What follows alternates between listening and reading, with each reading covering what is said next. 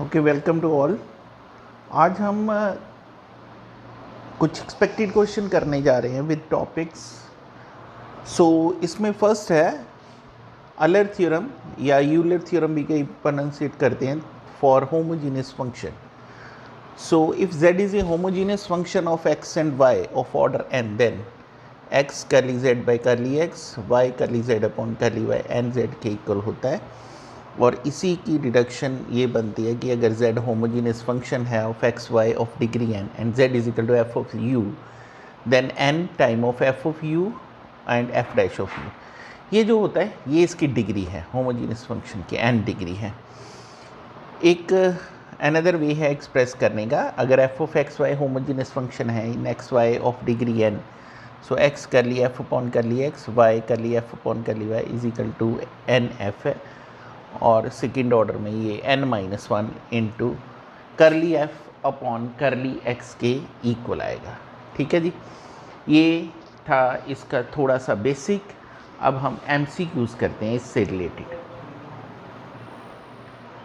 इस क्वेश्चन को देखिए, if z is equal to x raise to power 1/3 plus y raise to power 1/3 upon x raise to power 1/2 plus y raise, then the value of x curly z by curly x plus y curly z upon curly y is, इसकी value क्या होगी। इसमें कुछ नहीं करना, सबसे पहले इसका हमने ऑर्डर फाइंड आउट करना है। ये x raise to power 1/2 1 plus y upon x raise to power 1/2, so ये 1/3 माइनस 1/2 6 एलसीएम आ जाएगा ना, 6 इसका एलसीएम आ जाएगा। सो ये क्या बनेगा, ये 2 बनेगा, ये -3 बनेगा, ये -1/6 आ जाएगा। X raise to power -1/6 f of y upon x, ये बन गया। अभी n कितना आया, -1/6, यहाँ पे -1/6 आएगा, -1/6 आया। सो इसका जो आंसर बनेगा दैट इज -1/6z, जो हमारे पास फार्मूला रहता है x curly z upon curly x plus y curly z upon curly y is equal to -1/6 into z, n z आना था ना। सो हमारे पास क्या है, -1/6z। ठीक है, बहुत आसान क्वेश्चन है ये। वैसे ये क्वेश्चन जो है इसमें भी पहला स्टेप क्या है, इसको cos u बन गया x plus y under root x plus under root y. फिर से वही काम है, इसका ऑर्डर फाइंड आउट करना है। ये कितना आ गया, x raise to power 1/2 f of y by x, ये cos u है। तो n हमारे पास ये आ गया 1/2 आ गया। ठीक है जी, और f ऑफ u हमारे पास आ गया cos u। तो क्या, x curly u by curly x plus y curly u upon curly y is equal to n time of f of u और साथ में f डैश ऑफ u। बस ये question hourly भी हो जाएगा। बस हमें क्या है, हमें थोड़ी सी प्रैक्टिस की ज़रूरत है। ये फार्मूला लर्न कर लीजिए, आपका क्वेश्चन हो जाएगा। n क्या है, 1/2, ये cos u cos का derivative minus sine u, cos by cot होता है -1/2 cot u, और ये C is the right option of this question.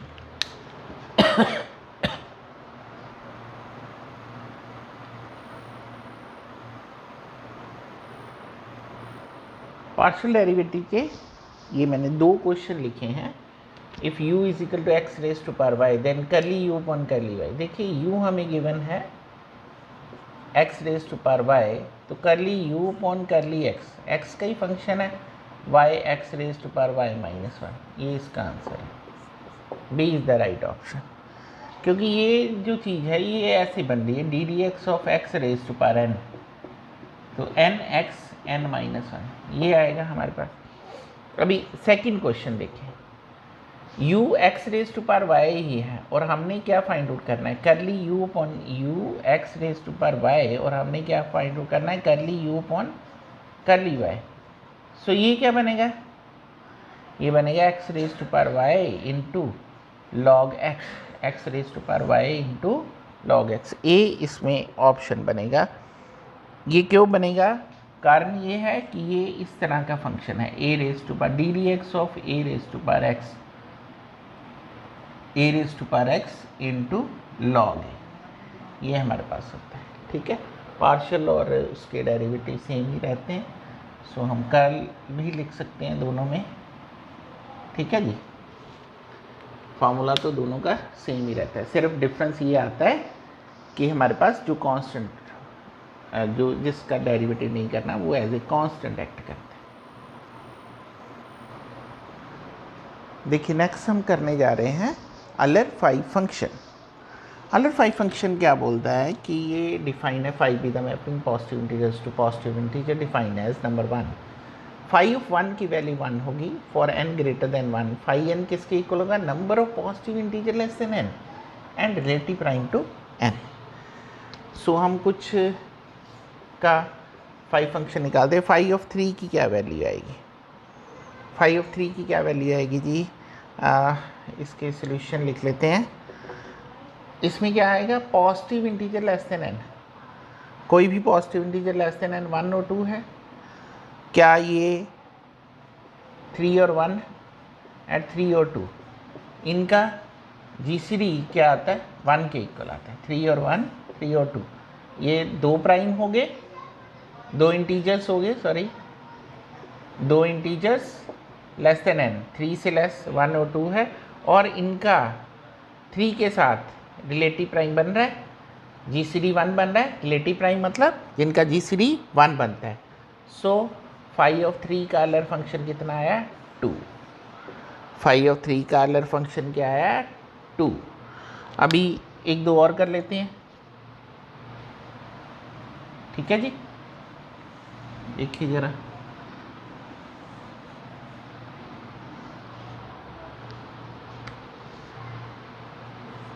Phi of 4 का, फाई ऑफ 4 में हमारे पास 1 2, देखो 1 2 3, ये 3 इंटीजर आते हैं, बट 2 और 4 का GCD नहीं बनेगा। हमारे पास किसका बनेगा? 4 और 1 का, 4 और 3 का GCD 1 बनता है।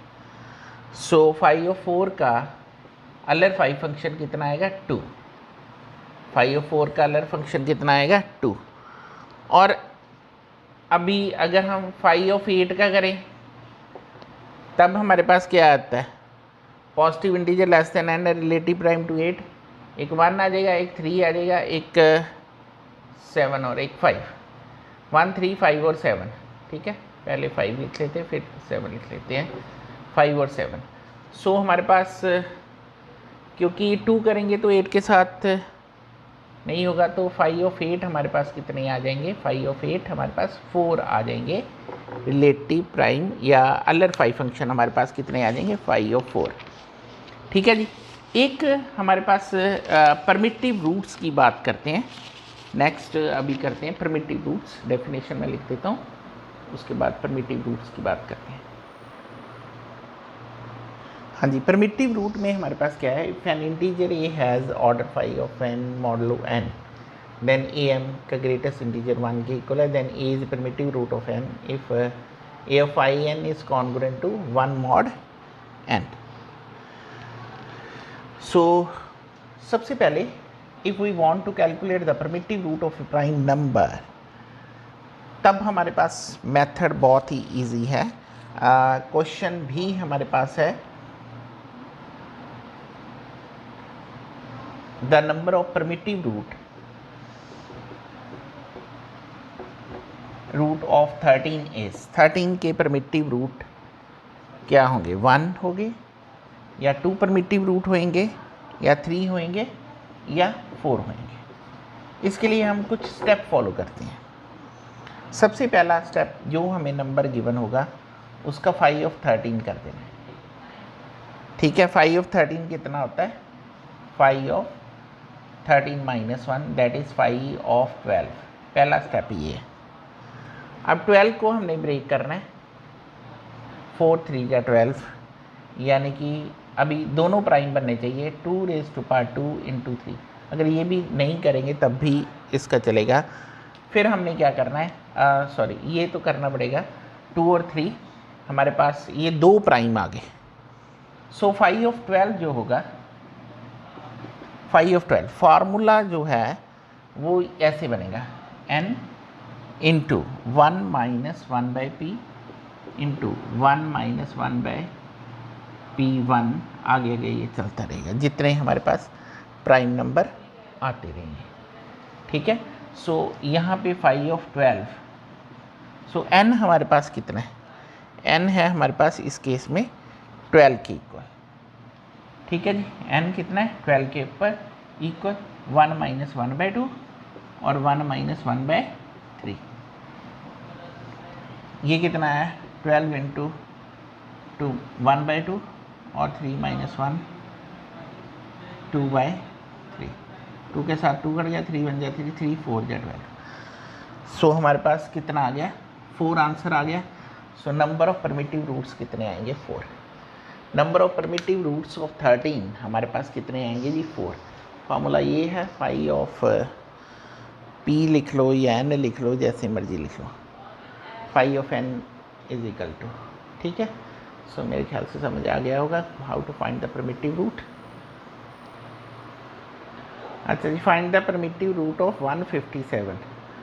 सो फॉर 157 5 ऑफ p माइनस 1 कितना है 156। अब 156 के प्राइम फैक्टर बना लेने हम 156 के 2 7 या 14 2 8 या 16 2 3 या 6 2 9 या। सो इसके जो 156 के 2 रेज़ टू पावर 2 3 इंटू 13 ये हमारे पास 3 बनते हैं। सो 5 ऑफ 156 हमारे पास किसके इक्वल आएगा 156 into 1 minus 1 by 2 1 minus 1 by 3 1 minus 1 by 13।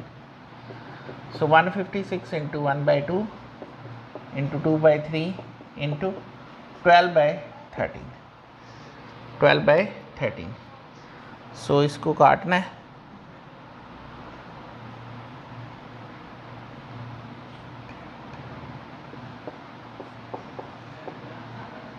ये और ये कट जाता है 48। Number of primitive root of 157 हमारे पास 48 के इक्वल आते हैं।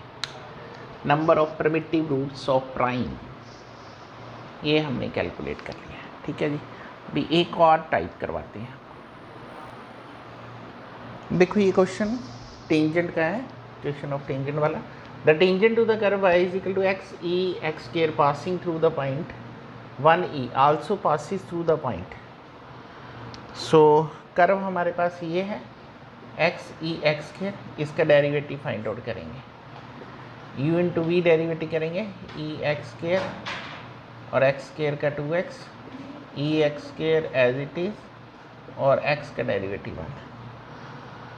ठीक है जी, ये आ जाएगा। सो ये जो कर्व है ये हमारे पास बनती है 2x square plus 1 into e x square, ये हमारे पास आ जाएगा dy बाई डी एक्स। अब क्या है कि curve passing through the point 1 e also passes through the point. So ये टेंजेंट बन गया ना, m की वैल्यू आ गई। Therefore equation of tangent at 1 e is कितना है y minus y1 m 2x square plus 1 into e x square x minus x1 x minus 1 x1। ठीक है जी, और at x is equal to 1 पे ये हमारे पास y माइनस ई और 2 प्लस 1 3 और ये e आ जाएगा 3e इंटू एक्स माइनस 1। ठीक है जी, और ये हमारे पास जो इक्वेशन है ये हमारे पास चेंज हो जाएगी 3ex, इसको और सॉल्व कर लेते हैं। y minus e is equal to 3ex minus 3e। ठीक है जी, ये इधर आ जाएगा ये 2e is equal to 3ex minus y. अभी इनमें से ये पॉइंट भर के देख लो, जो पॉइंट इसको सेटिस्फाई करता है वही इसका पासिंग पॉइंट होगा।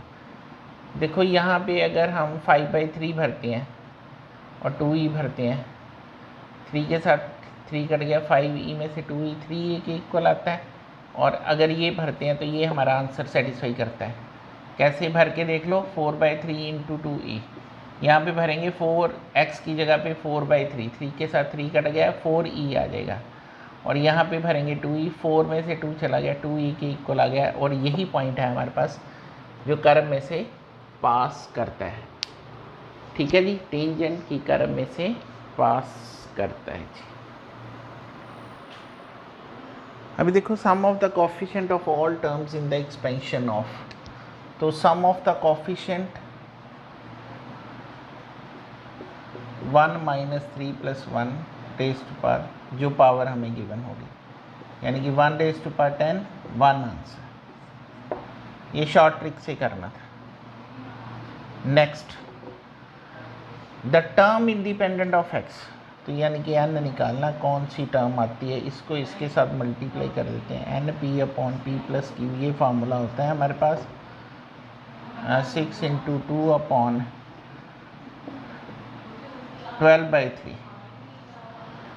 12/3, 4 आ गया, n की वैल्यू 4, तो टर्म्स क्या बनेगी, टर्म हमारे पास बनेगी n प्लस 1th, यानी कि 4 plus 1th, that is 5th term.